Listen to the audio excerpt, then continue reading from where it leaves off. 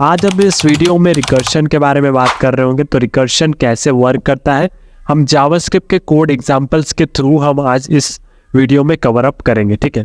तो पहले ही मैं बता देता हूँ, ये रिकर्शन ट्री है। तो यहाँ पे तुम देख रहे हो ये कोड स्निपेट है, इसको ही हम अपने एडिटर पे चलते हैं और ये वाला कोड स्निपेट है, इसको हम देखते हैं कैसे ये वर्क करता है। उसके बाद फिर हम आते हैं और इस रिकर्शन ट्री है इसको हम कवर करते हैं, ठीक है। जैसे कि तुम देख रहे हो हम अपने कोड एडिटर पे आ चुके हैं, ठीक है। तो यहीं पर हम रिकर्शन देखने वाले हैं जावास्क्रिप्ट में कैसे वर्क करता है। जावास्क्रिप्ट कोड लिखा है मैंने, एक फंक्शन बनाया रिकर नाम का। यहाँ पे n का वैल्यू मैं ले रहा हूँगा, ठीक है। n का वैल्यू मैं ले रहा हूँगा, हमारा फंक्शन है एज अ आर्ग्यूमेंट, ठीक है। तो बेस केस बनाया ताकि मैं रिकर्शन को स्टॉप कर पाऊँ, क्योंकि रिकर्शन क्या होता है ना, रिकर्शन होता है कि ये function calling itself is known as recursion. A function that calls itself again and again is known as recursive function। तो अगर वो अगेन एंड अगेन खुद को ही कॉल कर रहा है तो उसको स्टॉप करने के लिए हमको कुछ कंडीशन रखना होगा, उसको ही हम बोलते हैं बेस केस हमारे कोड में, ठीक है। इसको स्टॉप करने के लिए रिकर्शन को हम बेस केस का यूज करते हैं रिकर्शन में, ठीक है। तो यहाँ पे एक मैंने कंडीशन लिख रखा है, अगर n का वैल्यू ग्रेटर देन 0 है तब तक ही हमारा जो इफ के अंदर जो कोड है वो रन करना चाहिए और फंक्शन अपने आप को कॉल करना चाहिए, ठीक है।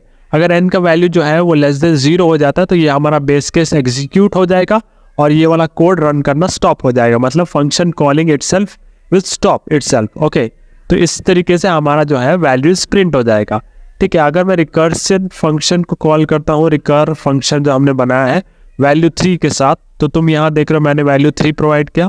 तो ये जो 3 है ये फंक्शन को कॉल किया तो यहाँ पे आया, इस यहाँ आर्ग्यूमेंट में 3 ले लिया, ठीक है। तो उसके बाद चेक किया 3 ग्रेटर देन 0 ट्रू है, तो कंसोल लॉग में पहले प्रिंट कर दिया 3, ठीक है। फर्स्ट केस की मैं बात कर रहा हूँ, ये तो हमारा डायरेक्टली प्रोग्राम रन हो गया है तो इसलिए एक साथ आउटपुट देखने को मिल रहा है, बट मैं तुम्हें लाइन बाय लाइन बता देता हूँ, ठीक है। तो पहले 3 प्रिंट हो गया, फिर यहाँ पे आया, यहाँ पे आने के बाद वो क्या हो गया, फिर फंक्शन दोबारा अपने आप को कॉल किया, बट इस टाइम क्या हो गया, रिड्यूस्ड वैल्यू ऑफ n, मतलब पहले n का वैल्यू हमने क्या दे रखा था 3 अब 2 के लिए कॉल हो रहा होगा, ठीक है। तो 2 के लिए जब ये कॉल करेगा, ठीक है, 2 के लिए जब कॉल करेगा तो यहाँ पे देखो फिर इफ कंडीशन चेक होगा, 2 ग्रेटर देन 0 ट्रू है, तो फिर कंसोल लॉग एग्जीक्यूट होगा तो 2 प्रिंट हो जाएगा, ठीक है। फिर यहाँ पे इस स्टेटमेंट में आएगा, फिर यहाँ पे देखो अभी तक उस जो कॉलिंग है वो खत्म नहीं हुआ है क्योंकि यहाँ पे हमने फिर से फंक्शन को कॉल किया हुआ है, ठीक है। तो यहाँ पे फिर n का वैल्यू 2 था तो 2 - 1 1 हो गया, तो फिर इधर आया इस फंक्शन में, अब आर्ग्यूमेंट क्या है 1 है, तो 1 ग्रेटर देन 0 है, कंडीशन ट्रू है, तो यहाँ पे कंसोल लॉग जो है एग्जीक्यूट करेगा और 1 प्रिंट कर देगा। इस बार क्या होगा, अब रिकर्शन कॉल होगा, n 1 है तो 1 - 1 विच इज 0, अब रिकर्शन कॉल होगा 0 के लिए, ठीक है। तो यहाँ पे आया, फिर इस फंक्शन का आर्ग्यूमेंट क्या लिया, 1 - 1 0 हो गया था तो 0 आर्ग्यूमेंट लिया, 0 ग्रेटर देन 0 कंडीशन फॉल्स। अब ये जो है यहाँ से फंक्शन जो है हमारा टर्मिनेट हो जाएगा और इस फंक्शन से एग्जीक्यूट जो है स्टॉप कर देगा, इसलिए हमको आउटपुट क्या देखने को मिलेगा 3 2 1, ठीक है। तो इस तरीके से रिकर्शन काम करता है। तो चलो हम चलते हैं हमारे फिग्मा फाइल पे, वहाँ पे हम रिकर्शन ट्री देखते हैं।